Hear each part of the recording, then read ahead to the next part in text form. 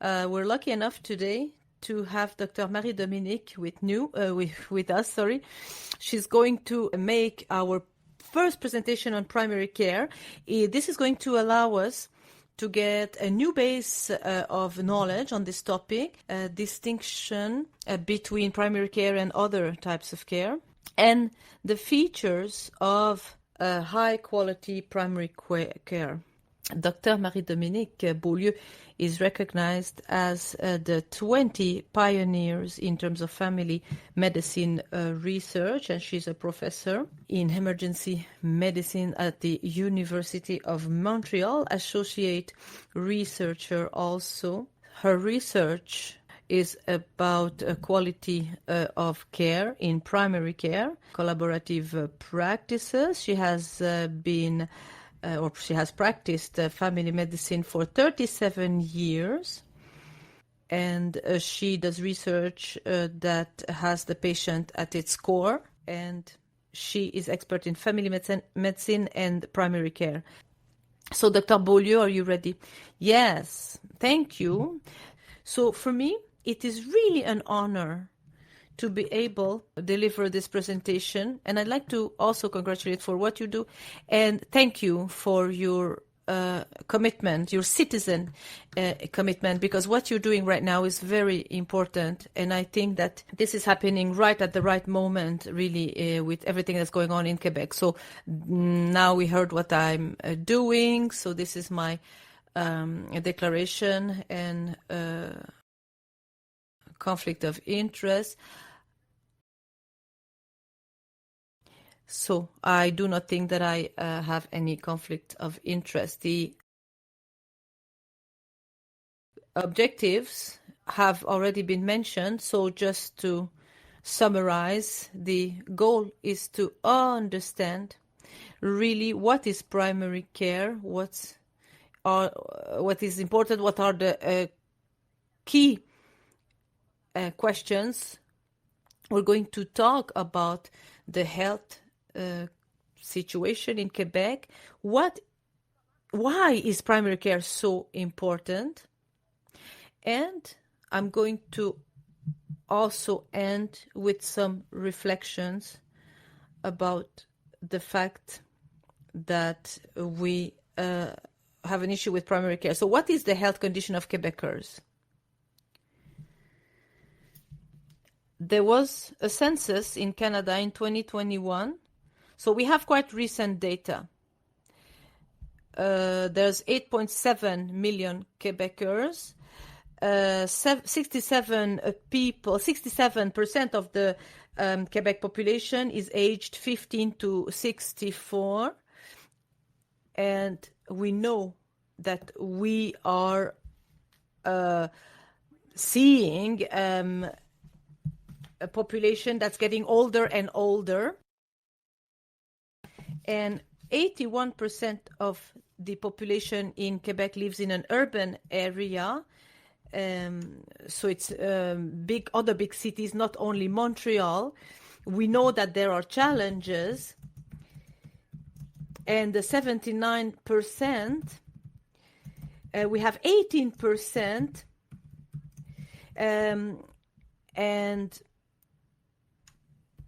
we can see the total that you can see here. And this is important. What influences the health condition? Well, we're talking about this. Quebecers have been saying that there are 4 big areas that determine health. And the biggest one is the social factor. 50% of the health situation of society depends on the social economic conditions of society. So here we mean social conditions, social economic conditions. So we're talking about education, about accommodation. So then 25% is also biology, genetics, and our environment, our living conditions, our environment, whether we live in a polluted area or not, it's determining for our health. So our health system is important, and it can be determining in terms of a global health of society, and that's why public policies are important. So here we have some data. We have some biological information as well. We see what is at stake, and we see, for instance, for example, what people eat, their diet, fruits, vegetables, and also other statistics.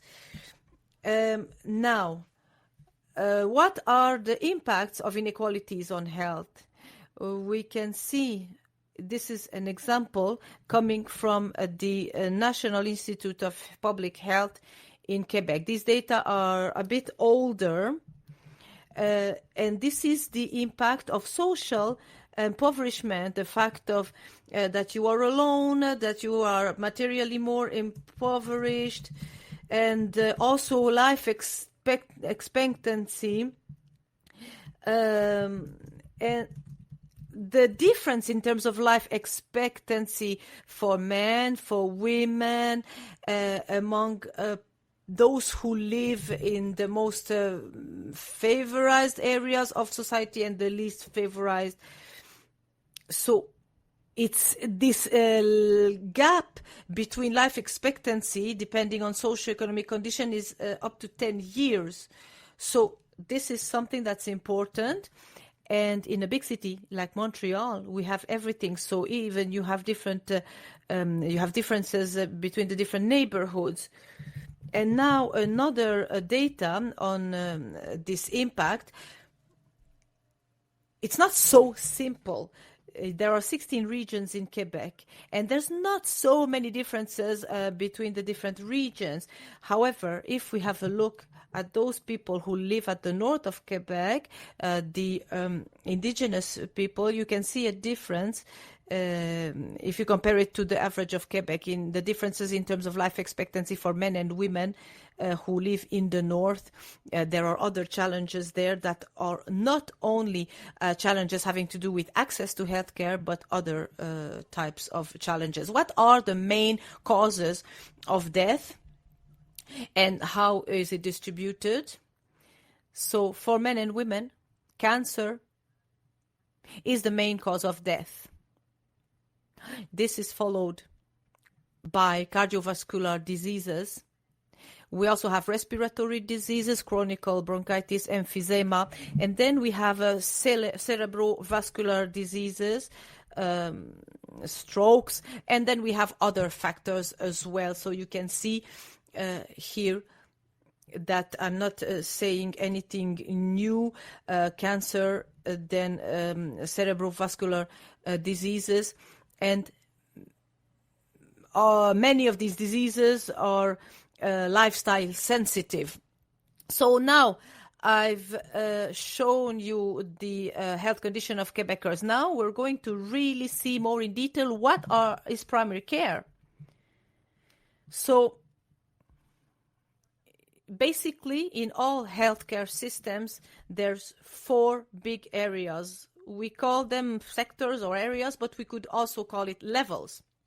I put it in a triangle shape because the top has less people affected. So we have public health. That's at the bottom. This is part of our healthcare system. Then you have primary care. That's the second level, starting from the bottom. This is the general care within the community, pharmacy, dentist, physiotherapist.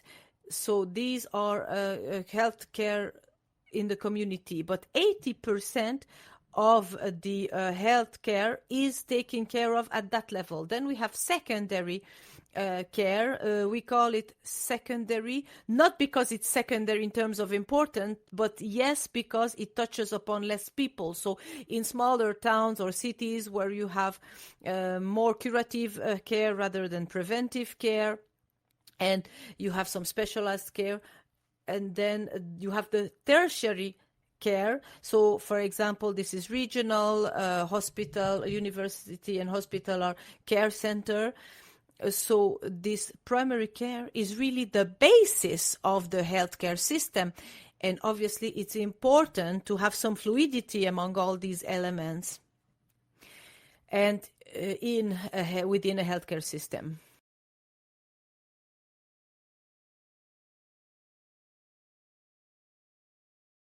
So what are the key principles of primary care? We're talking about the 4 C's. So since the 70s, that's when we recognize the importance of primary healthcare. And the WHO reaffirmed the importance of primary care in the Declaration of Astana. So, first of all, they are care that are focused on people and on communities. So, we know that it is a care in a holistic way, and this is people who are generalists, those caregivers. So this is care of first contact. This is where you get into the healthcare system in general. It's not only a platform. That's actually a place where you get complete healthcare. 80% of your healthcare needs can be met there at this level. So here we'll have prevention, curative care as well, palliative care as well at home. Then the other element is the continuity. That's very important as well, and you're going to have a debate on that, I'm pretty sure. So this, in principle, is an area where we are going to make sure that people get their care in a same environment and given by a same team. It can be, for example, a frontline nurse. And we try to avoid those care that would be in emergencies. So this can have an impact.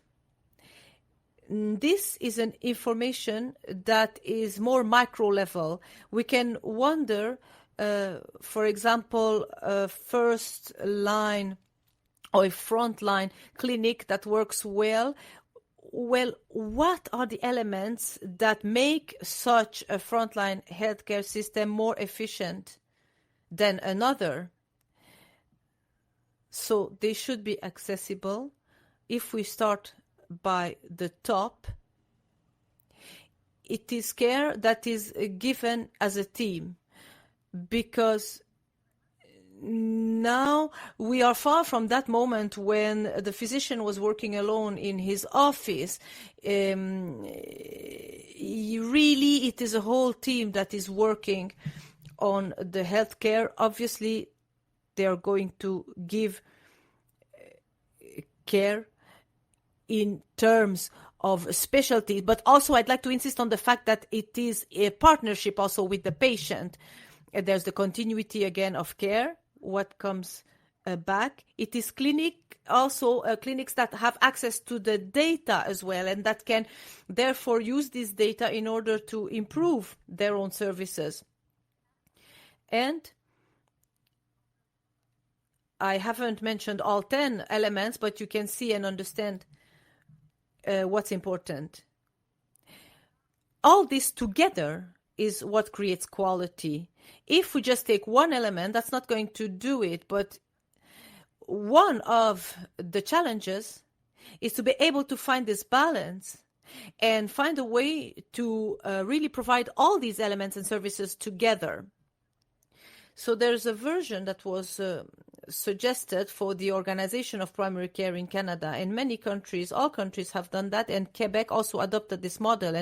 And once again, we can see this patient medical home. So this concept of home, we're going to get back to this notion, because this family medicine center is not something that we use a lot anymore. So here you have to put things together. It is people working together as a team who get organized, who have resources to a group of patients, and that is the most efficient strategy. So basically, this is to explain what primary care is and also how to get organized. This is still a high level, and how it can have an impact and what impact it can have. So why is primary care so important? And we talk a lot about what's going on at the hospital. We don't talk so much about primary care, but it's very important still. So primary care, first of all, are important, as I said earlier, because that's where the majority of people are going to benefit from healthcare. And that's also where most problems are solved. This is based on epidemiological data. It is called the ecology of healthcare. So basically what it says is that, for instance, out of 1,000 person, 100% people are going to have symptoms. We all have little things that are not so well with our health. Less than half are going to go to consult. The rest, you also have self-care. Sometimes you're able to take care of yourself. Some people go to consult, and the majority are going to consult at this community level. And there's going to be only one person out of 1,000 that's going to go to the hospital, to the tertiary service. So that's the top, that was the tip of our triangle earlier. So as you see, the frontline care is very important because that's where this happens, that's where everything happens. The other element, there's also a very abundant literature on the impact of primary care, and especially comparisons between countries who have good quality primary care and those who don't, and the differences can be seen in the health of their respective populations. So basically, when you have what I presented to you at the beginning of my slides, you have more efficient care, less hospitalizations. You also have a better reactivity for the users. We act at the right time, and people are less sick and less ill.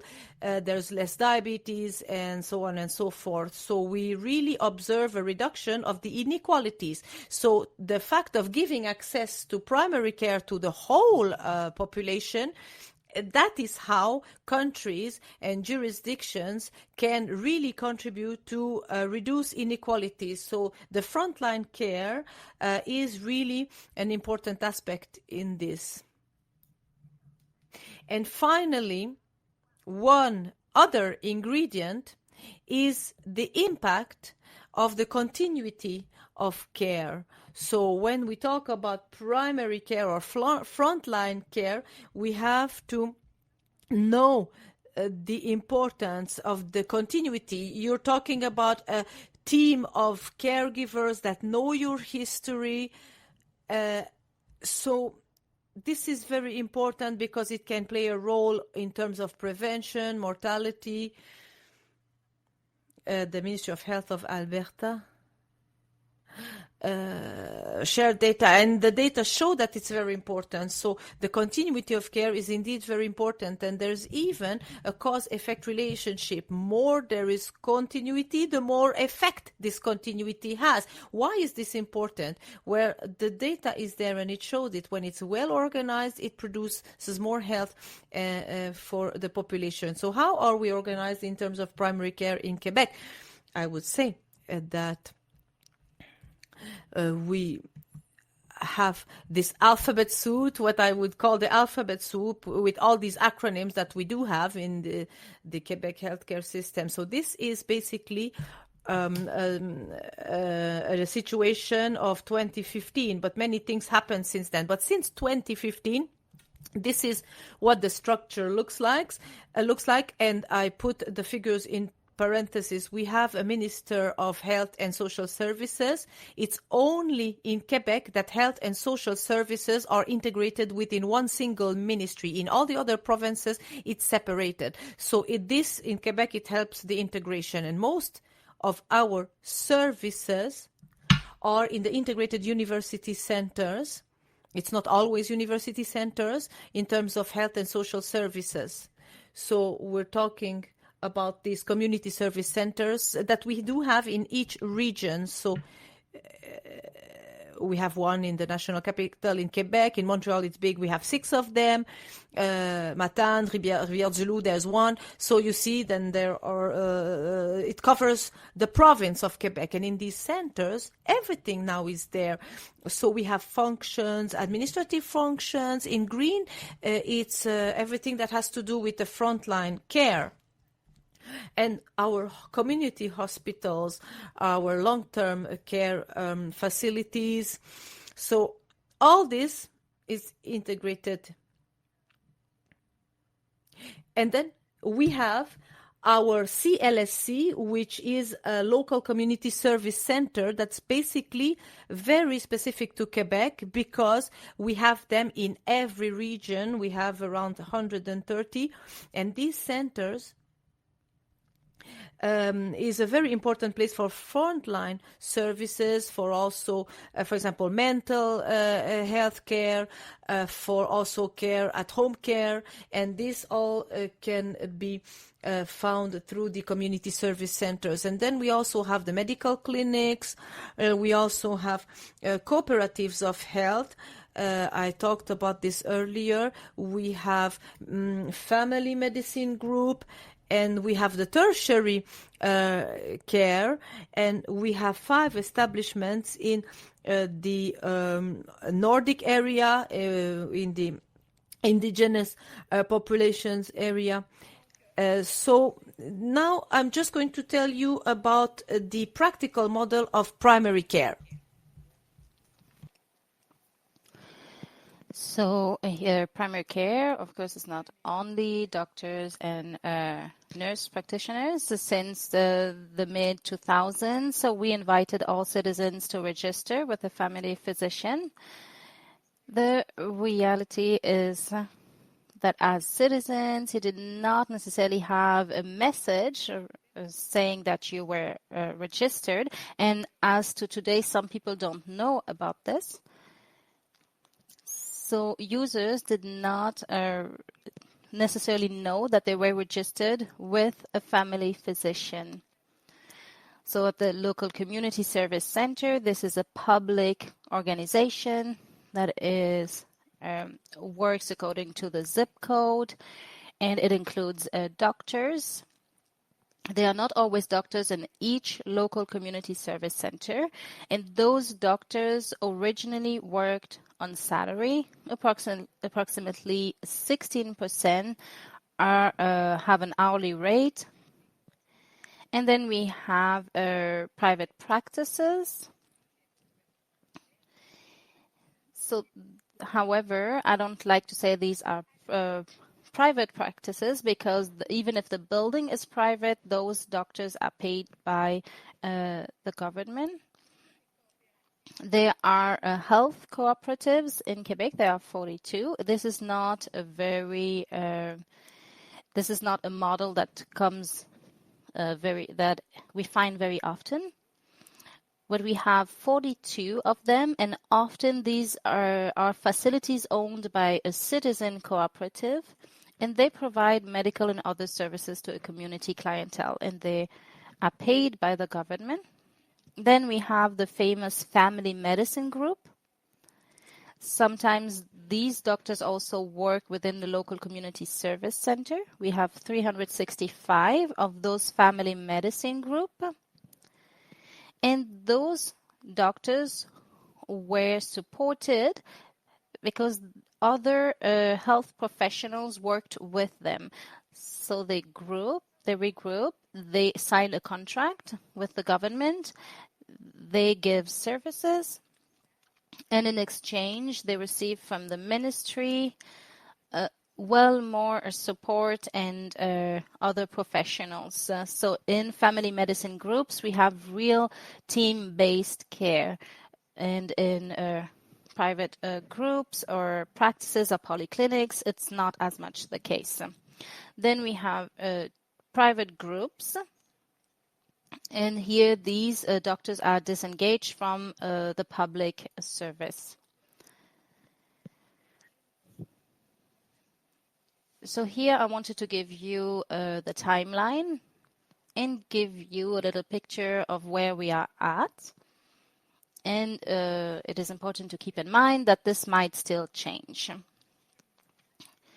But there has been a journey for a long time. So all started in 1970 with the Castonguay report. And that's also when the Régie d'assurance maladie du Québec was created, the national insurance. And that's also when the Community Service Center was created. And this was a real network of primary care that had been created. It is not perfect, for sure. We don't have enough doctors, but this system is in place since 1971.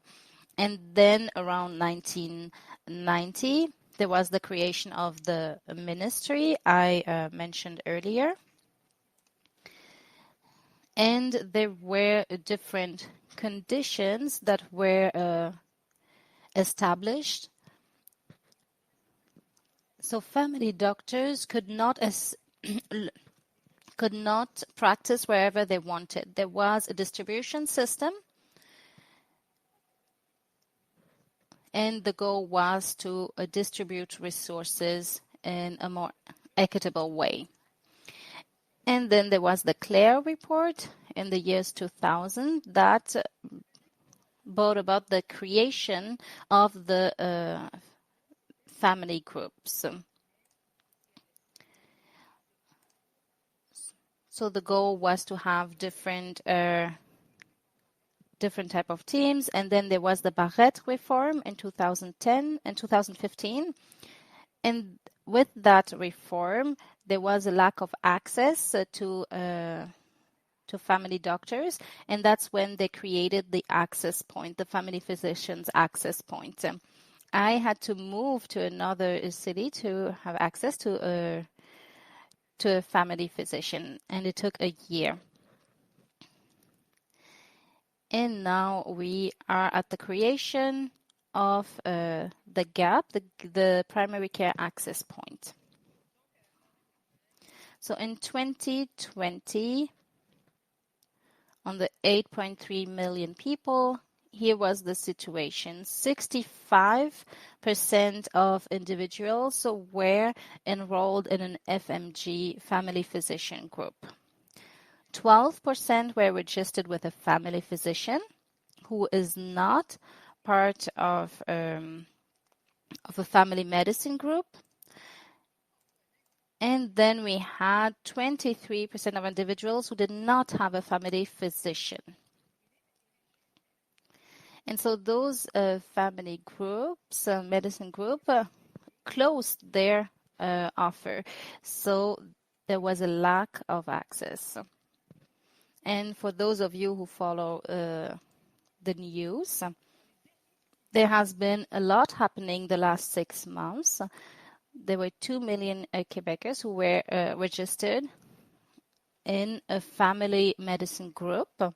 However, that registration does not promise the continuity of care. However, this gives access to some services.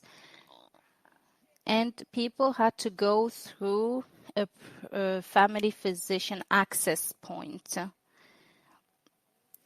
in order to have an appointment.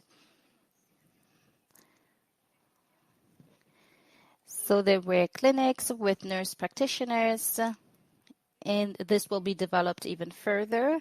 And we also created a teleconsultation.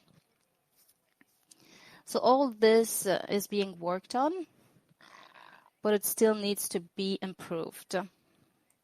So with what we've done, we now have 75% of Quebecers who have access to a family medicine group or to a family physician. However, the rest of them still don't have a family physician. So here we have a primary care that is not homogeneous and equitable. So we will need to improve it so that there is a fair access to services for all. So what is the current situation? There is a crisis for sure. However, in Quebec, there are some things that work well, and we have interesting foundations we can build upon. And people will tell you during these sessions about initiatives that worked, and you can get inspiration from those initiatives. We have a huge human resources crisis, especially since the pandemic, and we cannot forget about that. And we had reforms that were not comprehensive, that were not bold enough. And because of that, doctors continue working amongst them, and their work was not deployed as fast as necessary, and they did not have enough impact. And those are the reasons why today we are facing those issues. However, we have good foundations, as I mentioned. This is the end of my presentation.